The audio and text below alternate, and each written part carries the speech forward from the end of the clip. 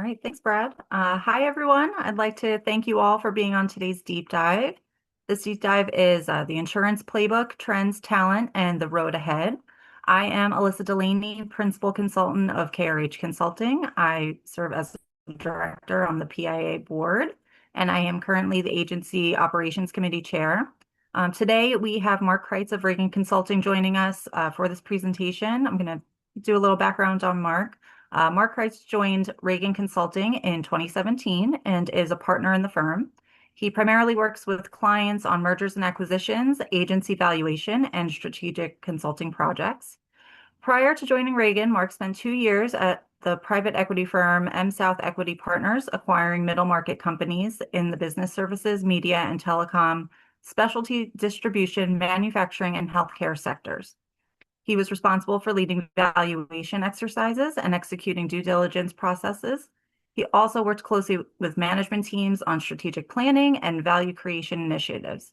Mark began his career in investment banking with Raymond James and Associates, where he focused on sell-side M&A and capital raising transactions for middle market companies. Mark is a certified valuation analyst and a graduate of the University of Georgia Terry College of Business, where he received his BBA in finance and risk management and insurance. He currently maintains the Series 63 and 79 FINRA registrations through Reagan Securities, Inc., the affiliated FINRA registered broker-dealer of Reagan Consulting, Inc. With that, I am going to turn it over to Mark for today's deep dive. Thank you, Alyssa. Quite a lot of big background, so sorry to bore you guys with that. But man, appreciate Brad and Alyssa and Shirley for having me on today. It's a pleasure to be with you. And today I want to do a little deep dive on some trends that we're seeing in the industry. Reagan Consulting is an investment banking advisory and consulting firm based in Atlanta. All of our time is spent in insurance distribution and retail wholesale and the like. All of our clients are brokers around the country, and this is all we do. And so we spend a lot of time in the M&A market on the valuation side, helping firms grow, helping independent firms transition equity and stock. And we're in the midst of a lot of different things all at once. And so our hope today is to present just some interesting things that we're seeing in the marketplace. And it does seem like every week, especially lately, there are new things happening across the industry, especially in the public markets. If you guys follow some of the public brokers, you would have noticed some changes with respect to valuation lately, with respect to prices, and also potentially some softening in your marketplace around premiums. And so four big, what we'll call observations or trends that I'll hit on today. We are going to leave some time for Q&A, as Brad mentioned. And so in the event you want to throw a question while you're thinking about it, great. I'll have some chat up on my end so I can hopefully see when there's a topic that I can address in real time. I will. If not, we'll leave some time at the end to make sure everyone has a chance to voice any questions based on what we show. And so let's dive in.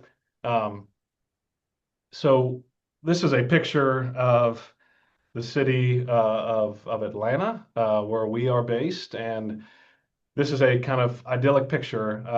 This is Piedmont Park. You know, it's a springtime. There's no clouds in the sky, beautifully sunny. That's what it's felt like, at least from our perspective in conversations with clients, witnessing lots of great performance that we have really never seen on our industry in the last few years, especially on the heels of COVID when we were in this really hard market. But this has been the picture of our industry the last several years. It has been a high growth, high profitability time for our industry. Lots of changes, but in many ways, the broker community have basically improved their value so significantly in the last several years. This is what it's been like. It's been picture perfect. While hard market leads to really tough discussions and things with your clients, I totally understand that. I'm not undermining that. But from a performance perspective, it has been really idyllic. And so I want to talk about some things today that may be entering the market or that you guys may be feeling on the brokerage side that may be, not as idyllic as we once had. We do see this is the first observation or trend in the industry that we are witnessing today is that growth pressure is mounting. And so Reagan does a ton of benchmarking every quarter. We do a benchmarking study called the and Profitability Survey. We've done it since 2008. There's about 200 firms that participate in this survey around the country, from billion-dollar brokers all the way down to smaller firms. And so it's a great spread across the country geographically of what's happening in the market. We view it as really the industry benchmark for organic growth, profitability, other key value creation metrics. But that's going to be a lot of the data that I'll share today. But as a part of that survey, this is GPS, the survey I just mentioned, we are seeing a steadily decline in organic growth. We just had our release numbers as of this week for Q4 of 2025, but we were in this double-digit realm for a few years after COVID. 21, 22, 23, double-digit growth rates for the industry in organic growth. And organic growth, as we define it, is really just your core client commission and fee revenue. Take contingencies out of there, take bonuses out. This is core client revenue that were seeing, agents and brokers were seeing in 21, 22, and 23. And in the last couple of years, we've seen a retreat. And that's as a part of property pricing changes. You've had a lot of pressure in the professional lines. Liability coverages have seemed to be pretty steady, if not taking rate in some cases, but lots of capacity have entered the market in certain lines of business, as you're experiencing, I'm sure, to some extent, and where your geography is. But this is a picture of what we're seeing today is 7%. If you go back a long, long time before this, 7% actually is a great number for our industry. We have been an industry for 25 years that has averaged, up until about COVID, 4, 5, 6%. And so even 7%, historically speaking, is really strong. But when you think about it related to the last few years, it's obviously a healthy retreat. That's the private markets. So private markets has been retreating steadily. The public brokers, think Marsh, Gallagher, excuse me, Aon, Brown and Brown, Willis Towers Watson, have had even a harder time. Now they have larger books of business. They have bigger, potentially rate swings in their books of business based on the magnitude. They have maybe more fee business built into larger accounts, but they have actually had a much faster retreat than the private markets. And so across the board, we are seeing some pressure on organic growth. Fascinatingly enough, in the survey that Brad and team at PIA did, the majority of you on the call think your organic growth in 2026 is actually going to outpace 2025. And so you're not alone. The survey that we do every quarter actually says the same thing, that the brokers in our survey said 8% was their projected year-end growth rate for 26 relative to what they ended the year at 7.1. Time will tell if that's right. We've seen brokers exceed expectations and be below expectations based on market swings. But an interesting data point I thought out of the survey was, hey, we think we're actually going to do better. And that could be a myriad of reasons. Perhaps you're not as exposed to property, but we do want to show the primary reason we're seeing some growth softening is really P&C pricings. P&C prices are declining and have been for the last several quarters. You will see here the blue line, dark blue, if you can tell on the screen, is the P&C prices according to the Council of Insurance Agents and Brokers, the trade association in Washington, D.C., that covers brokers across the country. We are not yet in a soft market. This is an average across all lines of business, but we are inching there. In Q3, Q4 data is not out yet, but Q3, we were just over 1% in terms of the average line of business increase in terms of premium pricing. The green line shows GDP. And so if you think about broadly our industry, especially on the property and casualty side, organic growth has generally followed two big things: premium pricing and economic growth for our country. And we actually had a pretty good pickup in Q2 and Q3. Q4 it seems to be jobs data wasn't great, but Q4 is still going to be in the positive territory. We don't know where that's going to land yet, but these two things have generally led to organic growth for the broker community. And so with P&C premiums being the majority of what's happening in terms of the decline, that is one of the big reasons for the growth pressure. And I'll just mention a quote from Trevor Baldwin, one of the CEOs of Baldwin Insurance Group in Tampa, Florida. He said this in their earnings call in Q3 that the impact of their rate and exposure being TIVs, exposure bases for auto fleets, whatever it may be for lines of coverage, or renewal premium change was a meaningful headwind in 2025 for them at minus 5.7%. So they operate potentially in a bigger market. A lot of you on the phone are large brokers as well, but that's a material headwind that one of the largest brokers in the country is experiencing right now. Perhaps you're experiencing the same thing. That is what is mounting in today's market. This growth pressure is real. And so we talk a lot about organic growth at Reagan, and we think there's really four components to organic growth. This is what we would simply state as the organic growth equation. New business plus rate change plus or minus exposure change, and then minus lost business.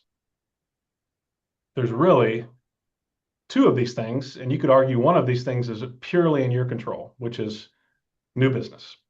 Rate change, out of your control. Exposure base depends on your client mix, out of your control. Lost business or retention, it is in your control, but sometimes it's not. Sometimes you may have one of your clients sell their business to a private equity firm, whatever it may be. You're not on the buy side, you lose that, but you lose that account. I want to double down on new business because remarkably, over the last several years, our industry, and we use this metric called sales velocity, is a metric that Reagan developed a number of years ago, which measures new business in a given year. So new business and sales velocity is calculated by basically taking what you wrote in new business for a given calendar year. So in 2025, let's just say you wrote $1 million in new business. In 2024, your base commissions were $10 million. Your sales velocity in 2025 would be 10%, $1 million over that $10 million base. That would lead to a 10% sales velocity. This line graph you see at the bottom is from 2017 through 2025.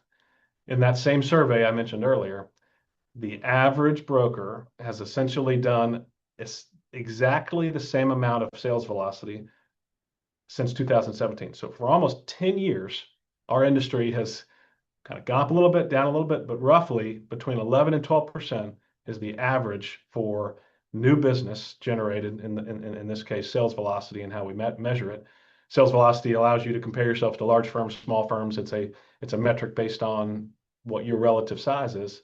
And so you can benchmark across the country. But 12%, if you think about doing your quick math for your broker or your agency, if you're over 12, you're beating the market. If you're under 12, you're underperforming. But in a market that is changing rapidly, where you will not have the rate change that you've experienced the last few years, when you may not have the exposure-based change due to inflation that you've had in the last few years, sales velocity becomes even more important. And so if you look at the top quartile, which I don't have on this chart, but top quartile, meaning the top performers in this survey, have been generally around the 15% sales velocity range. And so if you do 1.5 million and you were a $10 million broker from a commission basis the year before, doing 1.5 is top of market. You would be able to grow through some of these growth pressures we're seeing from a market perspective. And so how do you differentiate yourself in this market right now? New business, because there's two things, maybe 1.5 things you can control in this growth equation: new business and partially on retention. But if you focus on those two things, as opposed to being cloudy about the rate, because that's going to ebb and flow, and that's just a part of the industry we're in. But if you think about aiming for 15%, not 12%, aiming for 20% on sales velocity being a realistic metric, you will be able to outgrow your peers and sustain growth that you've enjoyed maybe the last several years. This metric will separate maybe winners and losers over the next 4 to 5 years. So that was number one. Number two, I hinted at this earlier, but we are seeing some warning signals, and perhaps even the most drastic was this week. I don't have those numbers updated at this moment, but we are seeing in the market, especially in the top end of the market, investors, public investors, sending warning signs to our industry via the public brokers, the big five that I mentioned earlier. Baldwin's a part of that. Ryan Specialty, the only large national wholesale broker that's public. You have the Woodlands Group and Goosehead, which are private, private client personal lines brokerages. But our data here is focused on the big five, the ones that have been sustained, publicly traded for a long time. But as I mentioned earlier, the public brokers have had a harder time keeping up with an organic growth perspective. One of that's due to size and scale. It's perhaps a little easier to grow a $10 million firm than maybe it is to grow a $10 billion firm. Law of large numbers, but this is the quarterly growth rate of the public brokers, the big five: Marsh, Aon, Willis, Brown and Brown, and Gallagher. This is their average organic growth. Now 4.8, which is what they did in 2025, relative to 7.1 for the private brokers. Private brokers are still beating and probably will always maybe exceed the public brokers. But with this decline, investors, which was a little surprising to us at Reagan because we track this all the time, and so maybe we were talking to clients and we were expecting this softening market conditions. We're not in a soft market yet, but maybe headed that direction. We were expecting some growth pressure in 2025. Investors were not. And so this is, and sorry for all the lines, but this is the indexed price per share for how the big five public brokers did in 2025. And so everybody starts at $1 at the end of 2024. Q1 through March was actually a great quarter. We were actually trading at all-time highs at the end of March for these five public brokers. And then, excuse me. Oh, sorry, I'm going the wrong way. And then in April, and I'll just show what I was trying to show. Liberation Day, which is, if you guys know the tariffs, when Trump put tariffs, and the whole market fell off a cliff. And so March 31st, we were at all-time highs. April 2nd was Liberation Day, what Trump called for his tariffs. The market went into a little bit of a free fall. You saw everybody come down. Brokers were not immune to that. The next event was when brokers released earnings in Q2. So this would have been July of 2025, after Q2 ended at the end of June. They released earnings maybe 3 to 4 weeks later, and they were all reporting on, as you saw on the last page, a moderation of future growth that they expected, and also actual performance had come down a full point or two for certain firms versus the prior year. And so when Q2 came out, prices dipped. And then when Q3 came out, prices dipped even further. And so if you think about for the full year 2025, when the S&P was up over 15%, the broader industry, now you could argue that was dragged up by the AI companies, about the Magnificent Seven, Amazon, Google, the rest, and that's certainly the case. But the broader industry did, for the first time in a while, better than the public brokers. Our industry has outperformed the S&P pretty consistently the last few years, especially in this hard market when growth was a little bit easier to achieve with prices going up. But as the investor community saw, oh my gosh, this maybe growth profile is ceasing to exist as it was the last few years, at least for the next maybe several months, a couple of years, we don't know. We need to adjust prices. The values may be too high. And so that's what we saw. The only broker of these five that were actually up in 2025 was Willis. Willis has been, a firm that historically were trading with, maybe merging with Aon, but they have kind of broken through, and now they posted the only positive results. Brown and Brown did the worst. A lot of folks were making up territory, making up ground in January, until, and you guys may have seen this, Chat GPT came out with an AI solution this week that they publicized to the broader market. And if you roll this chart through the end of this week, prices would be even down further than they are today. And so what does that mean? Well, that means that valuations, as you think about how we value brokers, agents and brokers in the industry, we value them based on EBITDA, or pre-tax cash flow, the earnings potential for firms is the kind of resulting cash flow that shareholders can enjoy on a pre-tax basis. We take this all the way back to 2016. These are again the five big brokers that have been traded as a publicly traded broker for some time. In 2016, we were at roughly 12 and a half times. This accelerated in 2019 when the hard market and 17, 18 it really got started. Growth started getting more powerful. COVID was a little bit of a retreat, tiny, but we popped up to an all-time high at the end of the year in 2021. The highest market movement, highest growth we've seen ever in our industry at kind of double digit 11 plus. We've seen a slight retreat in 22, 23, a bump up at 24 based on the market. And then at the end of 2025, public brokers on average were trading at about 14 times. And so when you take 18 times at the end of 21, 17 times at the end of 24, now we're at 14 times. What does that mean? That means the majority of the industry at the highest end of the market are trading for less value than they were 12 months earlier. If you fast forward this multiple through the end of this week, this could be in the 13s, maybe high 12s, which is unheard of back to 2016. And so we're in an interesting time in our industry right now where valuations are for the biggest brokers are being challenged right now. They're being challenged by some scares around AI and what that may do, even though a lot of firms are adopting AI and technology and investing. The broader industry is being looked at as, man, this disruption could be more real than we thought.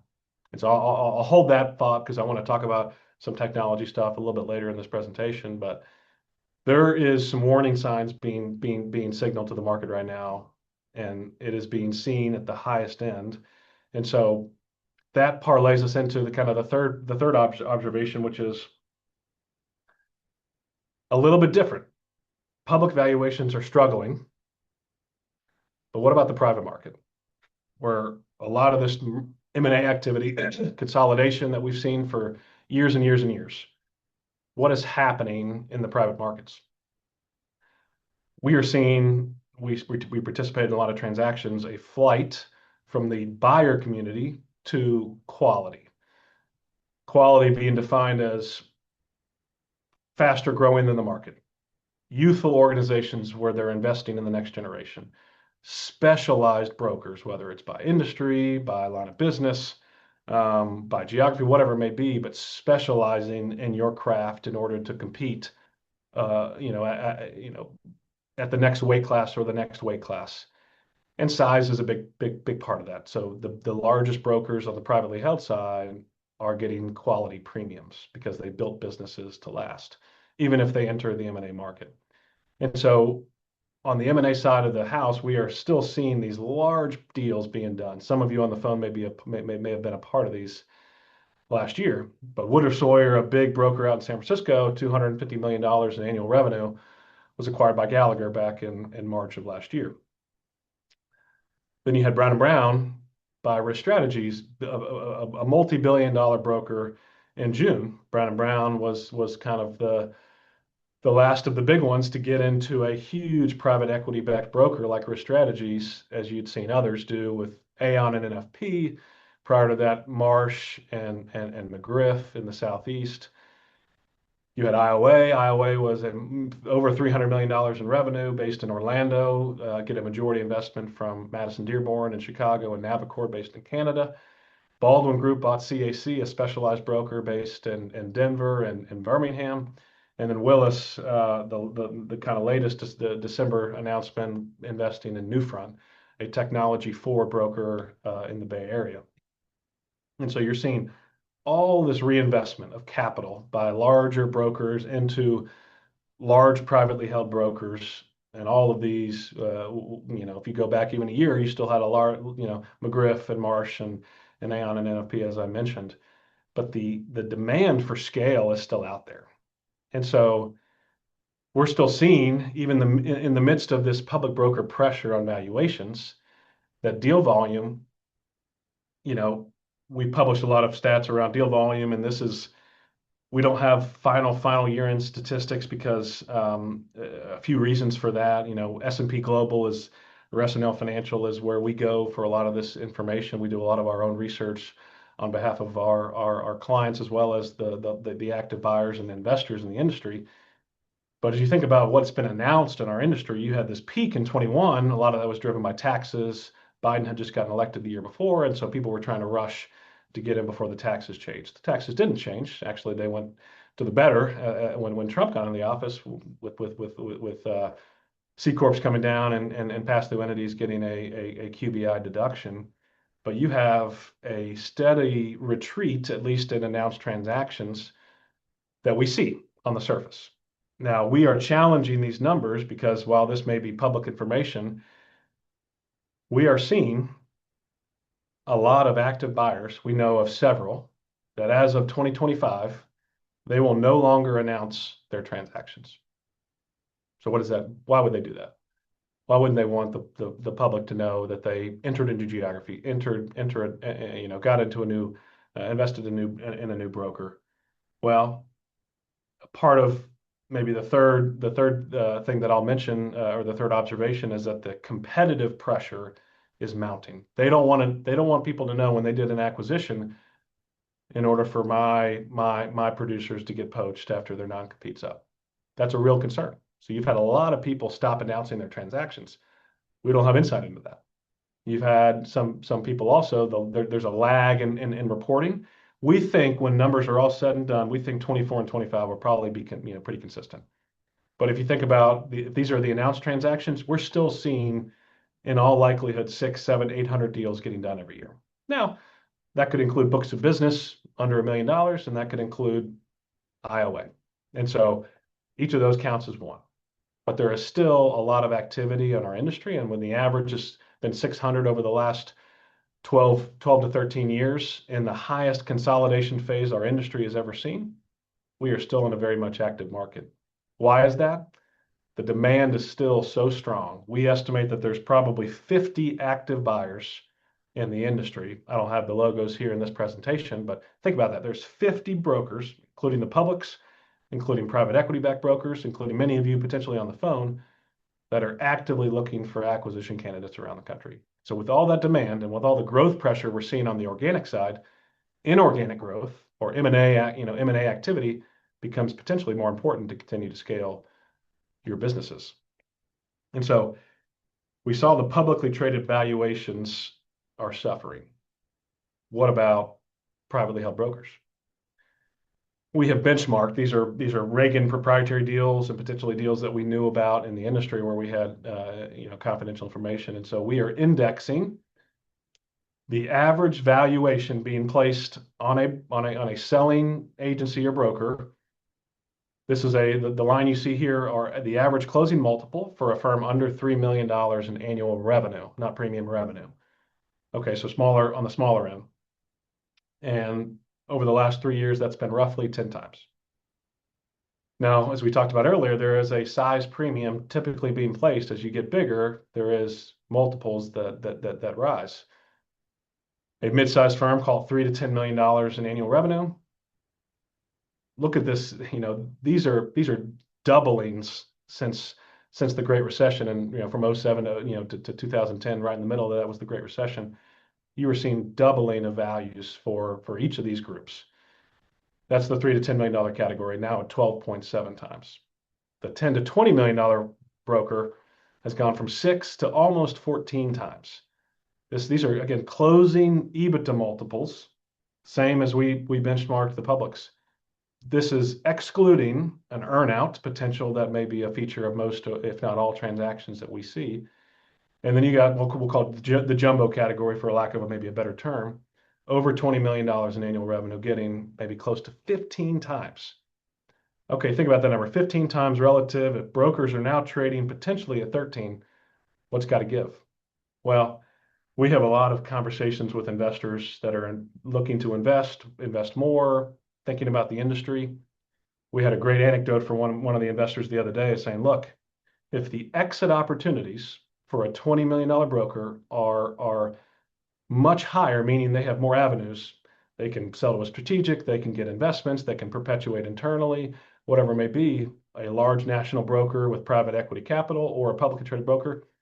They have maybe one or two exit strategies, but with more exit strategies for smaller brokers that may be growing faster, as you saw, the private community is growing faster. Some investors are saying, "Hey, we'll pay up. We'll pay a premium over what publicly traded brokers are trading at now. These things ebb and flow. Publics will probably pop up at some point again. We're okay paying this number." But a lot of the primary reason we're seeing that these multiples are holding, especially for quality firms. Now, you may have more of a separation today between quality and maybe firms that are not investing in the next generation, not specialized, not growing. But the average still for deals that we're seeing are still very strong because the demand from 50 buyers that are active is real. They got to deploy capital somehow, and so they want to continue to do that. Maybe they can ride the wave past maybe what we're seeing in the market today. Okay, third trend. There are competitive threats that are accelerating. And so that means the strategies needed to retain and motivate talent are getting more and more important. I'll just give you an example in the city of Atlanta, where we used to have maybe only a few large national brokers. This is just an example of large brokers, whether they're regional or national, entering our city. You had Epic in 14, USI in 16, MMA and Hub in 17, Alera, Higginbotham, Baldwin, Hill, IMA, all converging on in different ways. Large, they bought maybe smaller firms that are growing, bigger firms that are growing as well. But the influence of these large acquirers is being felt on the local at the local level. And you may be in an area where large brokers have come in and you're like, man, this is awesome because we're getting the benefit of their focusing on larger business and we can still focus on the accounts that are bread and butter for us. We're flying under the radar, and this has been a great opportunity for us to grab market share. We are definitely seeing that. But the point of this chart is to show you that there are more brokers active and entering new markets than there was before because acquisitions and a lot of these brokers have gotten so big to continue to grow, they have to do acquisitions as well. But some of the takeaways that we're seeing from our privately held clients are maybe three areas that they're really focused on right now in terms of improving their ability to retain talent and motivate talent. And so I'll just hit the three real quick and then maybe walk through some examples. The brokers that are wanting to remain privately held long term and have a differentiated story are spreading equity ownership, real equity ownership, according to people that are driving value for their business. I'll talk about that in a second, but that is becoming more and more important. We're seeing talented people flock to real equity opportunities, which means long-term wealth creation. That is becoming more and more important today. The second piece is for those that are maybe not eligible for real equity in their agencies, we are seeing brokers being really thoughtful about, hey, we've had account executives and account managers for 30 years. And if we lose one of them, we are in a world of hurt. And those people are very, very important to our ability to write new business, to retain business.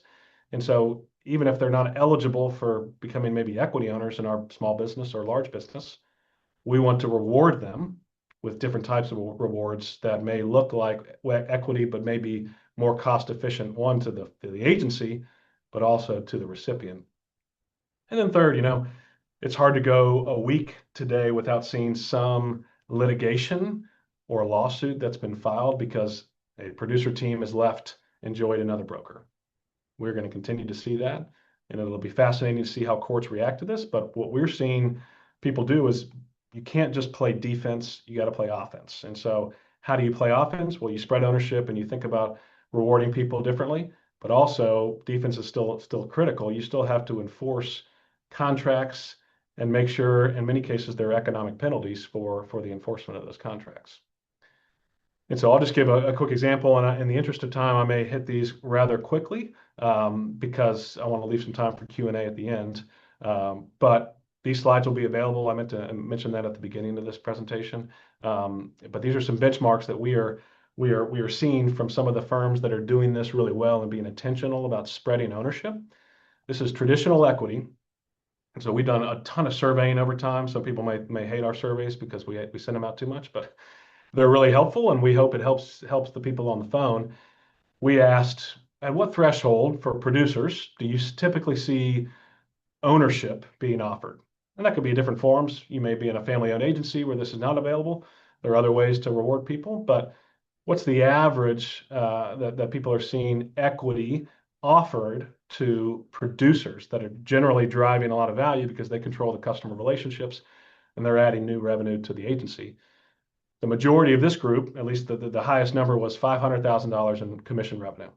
So when a producer gets to $500,000 in commissionable revenue book on their own, we see a lot of firms offering an equity opportunity, either to buy it, sweat equity grants. There's a lot of ways to do it, but that is just a good benchmark. If you're in a big market where books of business are bigger and maybe a little bit later, or in a more rural market where books of business are challenged and it's hard to get to 500, maybe it's something less. But that's a good benchmark as you think about offering equity to producers in your firm. And typically, how long does it take? How long are people waiting to get equity in the business? Most of the industry is around 5 to 7 years. So if you have people that have been at your firm for longer than 7 years, have a bigger than a $500,000 book, um, and don't have any equity today, my guess is they may start getting calls because people are starting to notice them in the industry, and they may be somebody that somebody else wants to have join their equity ownership. So this is becoming more and more important as you think about retaining your talent. And let's just say number two, equity ownership's off the table, or there's a group of folks that may not be eligible. Well, we do an annual best practices study that we've done for 30 years with the Big I, and on average, for best practices firms, these are some of the best privately held firms in the industry, 12.5% of their workforce, of their employee base, are actual owners in the business. Okay. 12.5%, that's a good benchmark. So you think about your agency, what's the ownership look like for your firm? But for the firms that are being intentional about really tying down their talent, they're thinking about the top 30%, not the top 12 and a half. The top 30% of firms are likely of employees in your firm may be key contributors to value. And so the question is, can you afford to lose some of those maybe account executives, administrative, producers that may not be equity owners, that don't have eligibility to be an equity owner? Is there a way to reward them differently? And we think there is. We are working at Reagan more and more today on these equity-like awards than we ever have. This is something I'm spending almost half my time doing right now, is working with privately held firms to differentiate their story in the marketplace, to build an equity-like program for people that may not be eligible for ownership in the agency. And so we have defined synthetic equity or equity-like awards kind of in a bucket of, these are non-qualified contractual compensation plans, so think deferred compensation, that provide employees with economic benefits of ownership, such as appreciation or dividends, without granting actual shares or voting rights. That is a very key distinction. And what's the benefit to the agency? Well, it's a golden handcuff. They're not just getting cash compensation, they're getting long-term incentives without actually issuing shares, but they may act like equity. They're very flexible. They can be very customized to your firm and to the people that are participating. And there's typically no upfront cost for a person to participate in these types of programs. And when you, as the agency principal, are paying these rewards out at retirement, at some date in the future after a vesting period is over, they're generally tax deductible. So you're paying 60 cents on the dollar, 70 cents on the dollar. These are becoming much, much more available in the market, and a lot of the best firms in the industry are being really intentional about getting these in place. The defensive side of the ball is non-competition, non-solicitation, restrictive covenants. We think the table stakes, the typical producer in the industry has confidentiality provisions in their contract and maybe 2-year non-solicitation terms. Can't take employees, you can't take clients. We see lawsuits around these all the time. But what we see as a differentiator for your firm, if you have a widespread ownership base, is having a traditional non-competition agreement, which means you can't work in the business in a certain geography for a number of years, maybe 2 years, maybe 3 years, maybe 5 years, if you've been in a transaction. But if you have that, extending provisions within your agreement that have bad leaver provisions. So if you violate your covenants when you leave and go and join a rival broker, having some provisions in there that basically make it a little stickier, i.e., your equity that you own in our business is worth a lot less. It's worth what you bought it for. Potentially, we see people go that far. But extending payment terms also for selling shareholders can also deter people from walking out the door. So there's a lot of ways to differentiate contracts, and I'm just kind of touching this at a high level, but there's practical things that we're doing with a lot of firms to make these more enforceable, have teeth to make it really hard for people to leave. Now, you still have to be a culture that people want to be at, but having contractual things that also can help. Last trend, and then I'll open it up here in a few minutes for Q&A. Brokers that embrace technology, we think will start to separate from the pack. Now, I mentioned the Chat GPT thing and the AI. We at Reagan think it's been an overblown reaction to the investor that the investors have basically pulled down values for the biggest brokers, the public brokers in the market. But the long-term impact of artificial intelligence and technology is going to be pretty real, we think. But there are a lot of tools out there that a lot of brokers are using to make their business more efficient. And so from that best practices survey, these are 300 roughly of some of the best firms in the industry that are privately held. We have 7 revenue categories, from the smallest under $1.25 million in revenue to the over $100 million revenue category. As you get bigger, this is probably pretty obvious. As you get bigger, the bigger you get, the more opportunity you probably have because you have a bigger capital base to invest in AI, to invest in technology resources to make your firm more efficient. But just to think about it, the kind of typical broker, the $1.25 to $25 million firm, are investing, maybe a quarter of them are really investing in AI right now. The biggest firms are investing a lot and building their own large language models. This is coming, and that doesn't mean you need to build it your own, but there are probably things out there that you could invest in, tools right now to inch towards maybe more efficiency than you're experiencing today. Broker Tech Ventures, there may be firms on the phone that are a part of this organization. It's a wonderful organization and incubator that a lot of privately held firms are invested in, started by a firm called Holmes Murphy and M3. But this organization has basically seen a lot of their members adopt some of these tools, and organizations that have built AI or technology to help improve the production of employees. And so we're seeing, for producers under age 35, a big cohort of those people within these organizations. 82% of them are becoming tech enabled, and that's maybe a word people use too much, but actual usage of technology to take time out of their day from things that are administrative tasks, putting stuff into Salesforce to CRMs, combing through lists, whatever it may be, using things to really make themselves more efficient. And what has that basically led to? So we define tech enabled versus non-tech enabled based on how they interacted with technology and used it. But the tech enabled producer under age 35 is generating almost double the amount of revenue that the non-tech enabled producer is. It's also generating $70,000 more in new business annually. And then this may be a small subset, but there's a lot of firms that have invested in BTV. And so this is just a case study of, as you have as firms are investing more in technology and adopting different tools, you can be actually on the beneficiary end of that, where you're saving time, adding more revenue to actually pay for some of these tools, because some of these tools might be expensive. But if your team is much more efficient, it may be a wash or maybe an improvement to your profitability long term.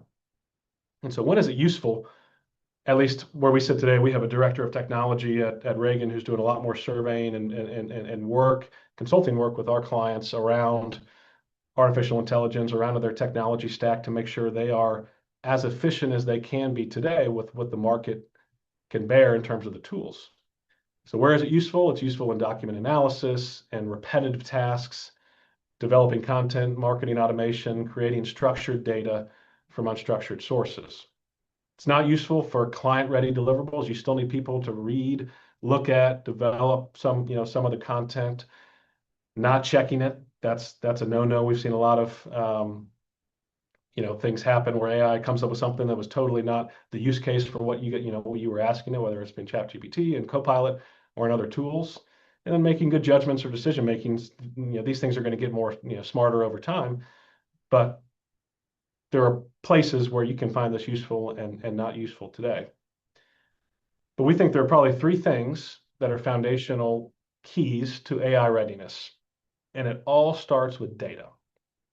You have to have clean data. And there are a lot of there's moaning and groaning we hear consistently around automation systems.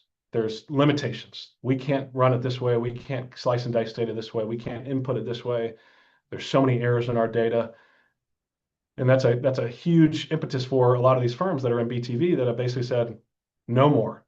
While we may lean on these automation systems, we are going to make sure that our entry into those systems are so clear cut, that are so consistent, that our data has to be reliable for AI tools to work for us. If it's not, so you're going backwards before you get started. There's a firm that we know really well that's a $80 million firm, revenue firm in the Midwest. This is a case study. They took 7 years to get their data clean. This does not happen overnight, but the cleanliness of the data is so important for AI solutions to actually work that it may take time to get there. Is it worth it for him? For this firm, it was absolutely worth it because they are delivering huge gains for their team now that they've cleaned their data. Governance around data, same concept, making sure you control the inputs and the outputs and the security of your data. And then ultimately, what we'll call change management, it's the training and effective communication of how data is input and the output you receive, but ultimately the workflows around it become really important to make sure you are being as efficient as you can. And so the takeaway here is data is critical. And I'll show this just for a second, but there is a roadmap for AI adoption that our director of technology put together. And, it's workflows first, it's case studies for where you see pain points, it's assigning a team internally to be in charge of this. Somebody's got to own it to make sure this actually moves forward.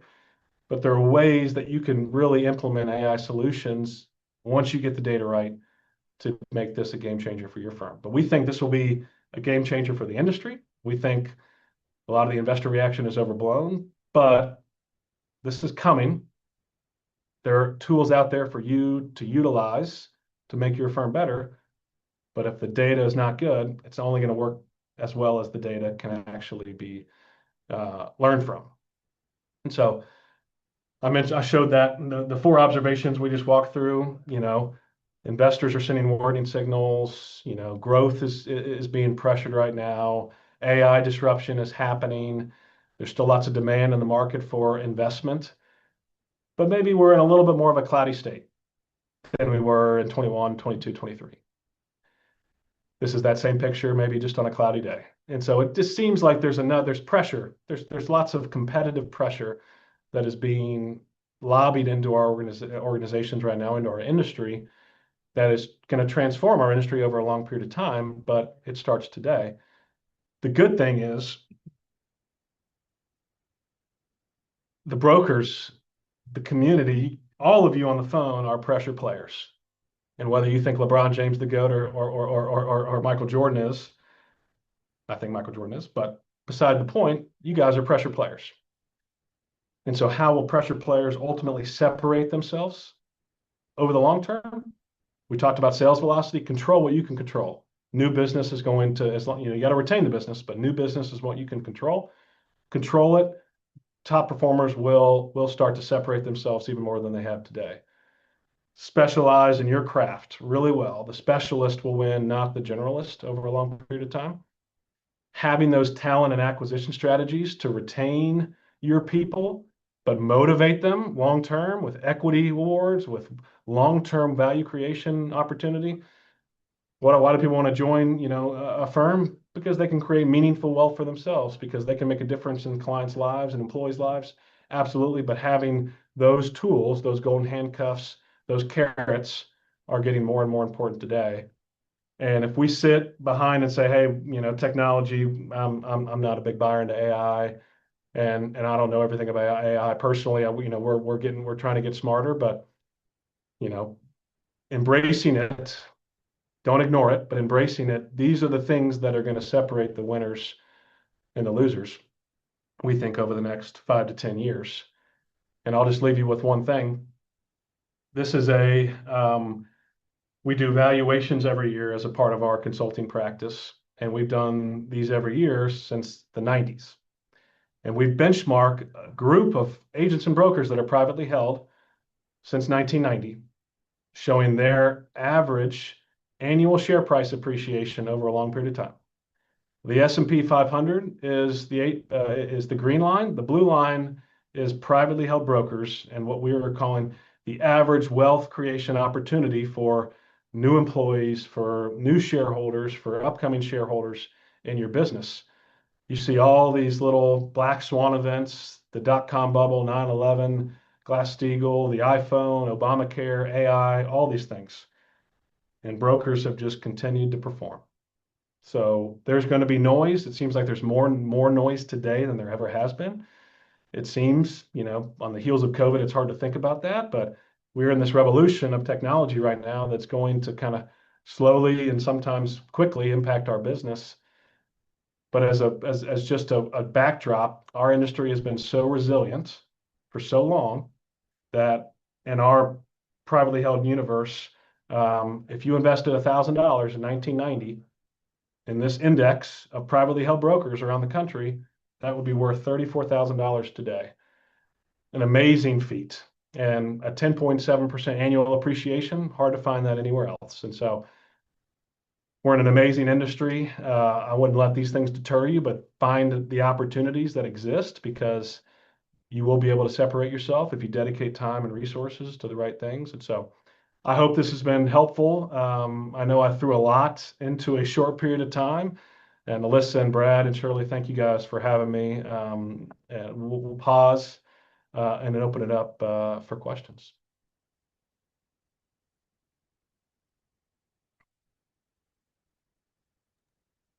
Hey, Mark, I actually had a question regarding, so I know a lot of agents are worried about the talent retention. Does Reagan, or where would they start, or who would they approach if they didn't know how to create like an equity-like award plan for their agency? If in case they can't offer actual equity in the agency, where would they start if they didn't know how to roadmap that? Yeah, I appreciate the softball, Alyssa, because Reagan spends a lot of their time doing exactly that. For a lot of our clients that are perpetuating internally, even for clients that have, investors, we have designed a lot of equity programs, whether it's be traditional equity, equity like synthetic equity, stock appreciation rights, whatever it may look like for your firm. Um, we do a ton of that work, and so we'd certainly be glad to help use a lot of the best practices we've learned from those case studies to help your firm. But we do a lot of that. Great.